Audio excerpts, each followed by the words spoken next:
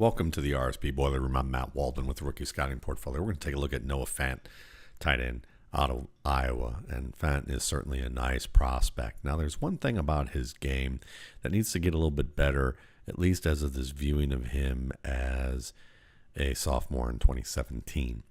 And that's attacking the football and how he attacks the football. There are a number of things that I could take a look at, or I've already looked at that I could show you. But one of the things that is important is attacking the ball early. You're going to see here that he goes up, gets his hands on the ball, and he drops the ball after contact. So why is that? The first look would say as well, number 6 delivered a really nice hit, and he did. And even if there's no responsibility on Fant's part for dropping this ball, if there weren't any, then you could say it's because number 6 delivers that elbow and shoulder into the chest and knocks the ball loose.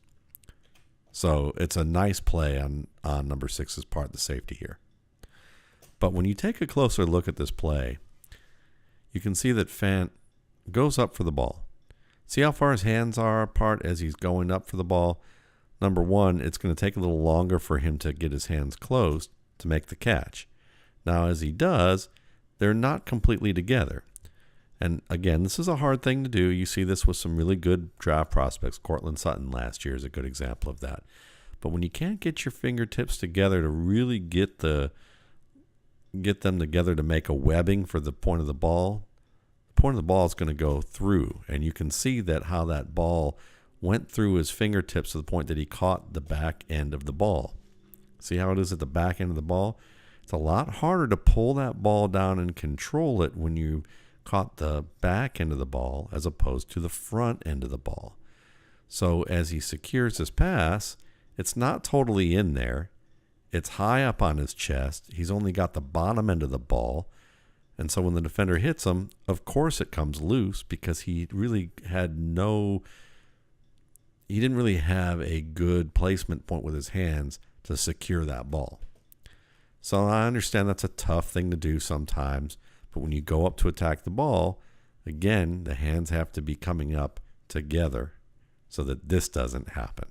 It's a small thing, but in the NFL, these small details make a difference between a guy who can be relied on for big plays like this, a guy like, say, Jarvis Landry up the seam against the New York Jets on Thursday night in 2018.